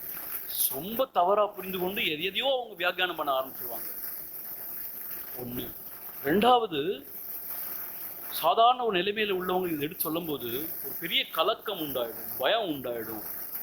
அது மாத்திரம் இல்லை, இதை தாங்கிக்கவே முடியாது, எழுத்துக்கவே முடியாது. இப்ப என்ன செய்வாங்க? இது எல்லாமே குப்பை, இதெல்லாம் யூஸ்லெஸ் சொல்லுவாங்க. ஏன் சொல்லுவாங்க யூஸ்லெஸ்ன்னு? அவங்க இன்னும் ஒரு பல சில சாஸ்திரங்களை கோட் பண்ணி இதெல்லாம் சொல்லியிருக்காங்க. நீங்க என்ன இப்படி சொல்றீங்க? அப்ப அவங்கெல்லாம் பொய்யா? அப்ப அவங்கெல்லாம் முட்டாளா? நீங்க தான் ரொம்ப புத்திசாலியா? இப்படி கிடையாது. யார் முட்டாள் புத்திசாலி கிடையாது. கொஞ்சம் அவதானமா நம்ம எல்லாத்தையும் பத்தி யோசிப்போம், சிந்திப்போம், பேசுவோம். பேசக்கே வரமாட்டாங்க. ஏன் வரமாட்டாங்க? பயம். துவைதிகளுக்கு எப்பயுமே ஒரு பயம் இருக்கு. என்ன பயம்? தன்னுடைய pet philosophies, pet concept, ideas will be shaken. இல்லாம போச்சுன்னா அவங்க வாழ்க்கையே போச்சு. அத்வைதிகளுக்கும் இந்த பயம் இருக்கு. ஏன்னா அவங்களும் holding on to the concepts and ideas. எண்ணங்களை கடந்து போனவனுக்கு தான் பயம் கிடையாது. துவைதமோ அத்வைதமோ எதை ஷேக் பண்ணாலும் அவனுக்கு ஒன்றும் கிடையாது.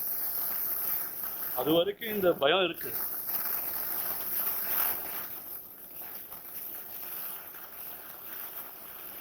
அதான் அஜயகிருஷ்ணன் என்ன சொல்றாங்கன்னா, சின்ன வயசுலேருந்தே we are conditioned by so many ideas, thoughts, values, dharmas, adharmas. We are so conditioned. அந்த கண்டிஷனிங் யாராவது கொஸ்டின் பண்ணோம்னா we get scared, we revolt, we rebel.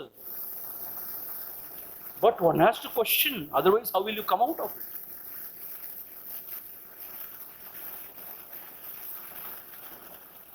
அதுக்கு ஒரு சரியான ஒரு நுண்மான் நுழைபுலமான அறிவு இல்லாமல் சரியான ஒரு கைடன்ஸ் இல்லாட்டி நம்ம என்னமோ செஞ்சுட்டு இருப்போம் ஒழிய சரியான ஒரு விஷயத்துக்கு வரமாட்டோம். அப்போ ஒரு குருன்னு சொல்ல வேண்டியிருக்கு, அவருடைய வள்ளுவர்த்து சொல்ல வேண்டியிருக்கு. ஆனா ஜெயகிருஷ்ணன் சொல்றாருன்னா, அங்கேயும் நீ அடிமைப்பட்டுற, அங்கேயும் யூ கெட் பவுண்ட், அங்கேயும் you hold on to something again. அப்படி சாடுறாரு அவர்.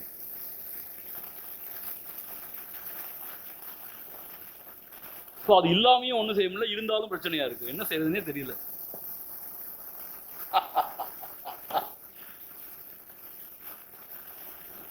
பாராது பார்க்கும் பாக்கியத்தை பாலித்த சீராத ஞான குரு சிவகுருவே அடைக்கலம். பாராது பார்க்கும் ஞான பாக்கியத்தை பாலித்த, அதை பார்க்கவும் வேணும் ஆனா பார்க்கவும் கூடாது, அதை பார்க்கவும் வேணும் ஆனா பார்க்கவும் கூடாது. அப்ப எப்படி பார்க்கறது? பாராதுதான் பார்க்கணும். அது அப்படி பாராது பார்க்கும் பாக்கியத்தை பாலித்த சீரான ஞான சிவகுருவே அடைக்கலம் அப்படின்னு சொல்லப்படும். ஆக இந்த ரெண்டு உபாதியையும் நீக்கணும்னு சொன்னா பரனும் கிடையாது, ஜீவனும் கிடையாது. எப்படி ராஜாவிடம் இருந்து ராஜ்யத்தையும் சிப்பாயிடம் இருந்து அந்த கேடயத்தையும் உருவிட்டு விட்டுட்டேன்னா அவன் சிப்பாயும் கிடையாது, ராஜாவும் கிடையாது. அதுபோல அப்படின்னு உதாரணம் கொடுக்கப்பட்டு, அதாத ஆதேஷ இதி ஸ்ருதி ஸ்வயம்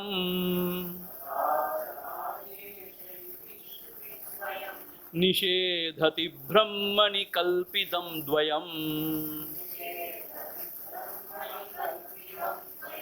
ஸ்ருதி பிரமாணானுக்ருஹீத போதாத் தயோர் நிராசக்கரணீய ஏவ.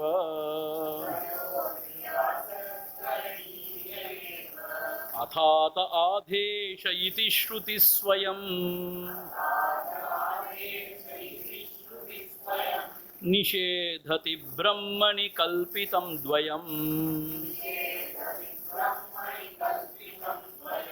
ஸ்ருதி பிரமாணானுக்ருஹீத போதாத் தயோர் நிராசக்கரணீய ஏவ. அதாத ஆதேஷ இதி ஸ்ருதிஹி. ஆக இங்கனம் உபதேசிக்கப்படுகிறது என்று ஸ்ருதி சொல்கிறது. அப்படிதான் அதோடைய ஸ்ருதி. அதாத ஆதேசம், இங்கனமாக இது இப்படி உபதேசிக்கப்படுகிறது, இப்படி ஸ்ருதி வாக்கியம் வரும். அதாத ஆதேஷ இதி ஸ்ருதி ஸ்வயம் நிஷேததி பிரம்மணி கல்பிதம் துவயம். ஆக அந்த ஸ்ருதியை என்ன செய்யறா? பிரம்மன்ல இருக்கிற அந்த கல், அந்த துவயம், அந்த அந்த அந்த டுவாலிட்டி, அந்த துவைத்த பிரபஞ்சத்தை நிஷேததி, அதை விளக்கி அது பொய் என்று விளக்கி விடுகிறாள். அப்படி ஸ்ருதி மாதாவே அப்படி செய்யறதுனால, ஸ்ருதி வாக்கியங்களே அப்படி சொல்றதுனால என்ன, இந்த துவைத்தம் என்ன, துவைத்தம் ஈசன் ஒருத்தம் ஜீவன் ஒருத்தம், அப்படி தனித்தனியா இருக்கான், வேற வேற பொருளா இருக்கான் அப்படின்னு அந்த பேத திருஷ்டிய ஸ்ருதி மாதாவே விளக்கிறதுனால. ஸ்ருதி பிரமாணானுக்ருஹீத போதாத், அந்த ஸ்ருதி பிரமாணத்தை அனுசரிச்சு அதனால உண்டான அந்த சத் போதம், இந்த நல்ல அறிவின் ஒரு துணை கொண்டு தயோஹோ நிராசக கரணீய ஏவ. தயோஹோன்னு அர்த்தம், இந்த ஈச ஜீவர்களை இருக்கிற இந்த உபாதிகளை நிராசக கரணீய ஏவ, அதை விட்டு விடுதல், அதை ஒதுக்கி விடுதல், கரணீயேவ, அது நம்முடைய கடமையாகும். அதுதான் நம்ம செய்ய வேண்டியது, ஒரு சாதனாக ஆகியவன் செய்ய வேண்டியது.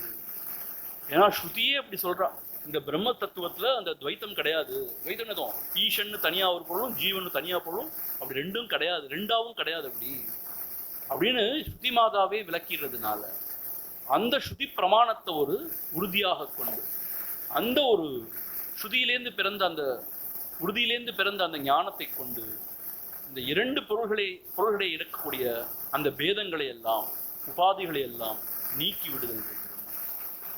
அதுதான் ஒருத்தனுடைய கர்த்தவியம், ஒருத்தனுடைய கடன், சாதகன் செய்ய வேண்டியது. நான் ஏற்கனவே சொன்ன மாதிரி அந்த ஈஸ்வரனோட உபாதியை நாம போய் நீக்க முடியாது, நீக்கக்கூடாது, நீக்க வழி இல்லை. அப்ப என்ன செய்யலாம்? இந்த ஜீவனுடைய உபாதி பஞ்சகோஷம், இதை நீக்கிடலாம். எப்படி இதை நீக்கிறது? இந்த பஞ்சகோஷம் நான் கிடையாது, காணப்படும் விஷயமாகிய இந்த பொருள் காண்பானாகிய நான் கிடையாது, ஆகவே இதெல்லாம் நான் அல்ல, நான் அல்ல, நான் அல்ல, அனாத்மா அனாத்மா அனாத்மான்னு சொல்லி அதை விட்டு விட்டோம்னா அப்புறம் ஆத்மாவாகிய என்னுடைய உண்மையான ஸ்வரூபத்தை நம்ம நிலை பெறுவோம். அவ்வளவுதான். இப்படி செஞ்சுட்டா இந்த ஆத்மாங்கிற அந்த பொருளை உண்மையிலேயே நம்ம ஊன்றி இருந்துட்டோம்னா அதுக்கு அந்நியமா ஒரு பொருள் இல்லைன்னு தெரிய வந்துடும். அதுக்கு அந்நியமா நாமரூபவாகி ஜெகத்தோ, அது கர்த்தாவாகி ஏதோ ஒரு சக்தியோ, இதெல்லாம் மனக்கற்பனைன்னு தெரிய வந்துடும். அப்ப என்ன ஆயிடும்? அந்த ஒரு பொருள் தான் இருக்கு. அப்போ நானாவிதமா தோன்றுதுன்னா அது ஒரு பொருள் தான் அப்படிங்கிற ஒரு நிலைமைக்கு நம்ம வந்துடும். அங்க எந்த பேதமும் கிடையாது, அகண்ட ஆனந்தமா இருக்குது, அகண்ட போதமா இருக்குது. ஆக அங்க பேதமே கிடையாது. அப்படிப்பட்ட ஒரு நிலைக்கு வந்துடும். ஆக நம்ம என்ன செய்யணும்? இந்த ரெண்டு உபாதிகளையும் விட்டுறணும்னு சொன்னா கூட ஈஸ்வனுடைய உபாதியை நாம போய் எங்க விடுறது? ஜீவனாகிய நம்முடைய உபாதியை விட்டுட்டோம்னு சொன்னா, நமக்கு அந்நியமா ஒரு பொருளே இல்லாம போயிடுச்சுன்னா அப்ப ஜகத்து ஈஸ்வரன் இந்த பேதம் தான் இல்லாம போயிடும். அப்போ இந்த பிரம்மஸ்வரமும் ஆத்மஸ்வரமும் ஒரே பொருள் தாங்கிறது நனி விளங்கும். இன்ஃபேக்ட் இந்த பிரம்மம் ஆத்மான்னு ரெண்டா சொல்றதே கூட நம்மளோட அஜ்ஞான திசையை ஒட்டி தான் அப்படி சொல்றாங்க ஆச்சாரியர். ஆமா அப்படி பேசுறதுனால ஆமாப்பா நான் ஒத்துக்கிறேன்னு சொல்லி ஆரம்பிக்கிறாங்க. அது பிரம்மம், இது ஆத்மான் தான். ஆனா அவங்களுடைய அனுபவ நிலையில அப்படி ரெண்டெல்லாம் கிடையாது. நாம பாக்குறதுனால நம்மோட சேர்ந்து அவங்க பேசுறாங்க ஆமா ஆமா ஆமா ஆமான்னு சொல்லி எடுத்து சொல்லி விளக்கி அப்புறம் ரெண்டு ஒண்ணுதான்னு சொல்ல வராங்க. அதுக்காக அவங்க முதல்ல ஆமா பிரம்மமும் தனியா ஒரு பொருளும் தனி இருக்குன்னு நினைச்சிட்டு அப்புறம் சேர்க்கிறாங்களா? அப்படிலாம் கிடையாது. நம்முடைய அஜ்ஞானத்தை நாம பேசுறத அனுசரிச்சு அவங்க முதல்ல அதை ஏற்றுக்கொண்டு அப்புறம் எதுக்கு அவங்க கொண்டு வந்து நிப்பாட்டுறாங்க. அது ரெண்டு ஒரு பொருள் தான், வேற வேற கிடையாது அப்படின்னு நிப்பாட்டுறாங்க. இதுதான் இந்த தத்துவமசி மகா வாக்கியத்துடைய சாரம். இன்னும் விளக்கமாக அதை சொல்ல போகிற நாளைக்கு. நான் ஏற்கனவே சொன்ன ஜகல் லக்ஷணா, அஜகல் லக்ஷணா, ஜகல் அஜகல் லக்ஷணாலாம் சொன்னேன் இல்லையா? அதை பற்றி நாளைக்கு சொல்ல போகிறேன். பயப்பட வேண்டாம், அது ஒன்றும் ரொம்ப கஷ்டமான விஷயம் கிடையாது. ஆனால் டெக்னிக்கல் டேர்ம்ஸ் இதெல்லாம், ஜகல் லக்ஷணா அஜகல் லக்ஷணா. ஸோ அதை பற்றி நாளைக்கு பேச போகிறாரு. பேசி கடைசியில் எப்படி இதுவும் அதுவும் ஒரே பொருள் தாங்கிறது சொல்ல போகிறேன். ஓம் பூர்ணமத பூர்ணமிதம் பூர்ணாத் பூர்ணமுதச்யதே பூர்ணஸ்ய பூர்ணமாதாய பூர்ணமேவாவசிஷ்யதே. ஓம் சாந்தி சாந்தி சாந்தி. ஹரிஹி ஓம். ஸ்ரீ குருப்யோ நமஹ. ஹரிஹி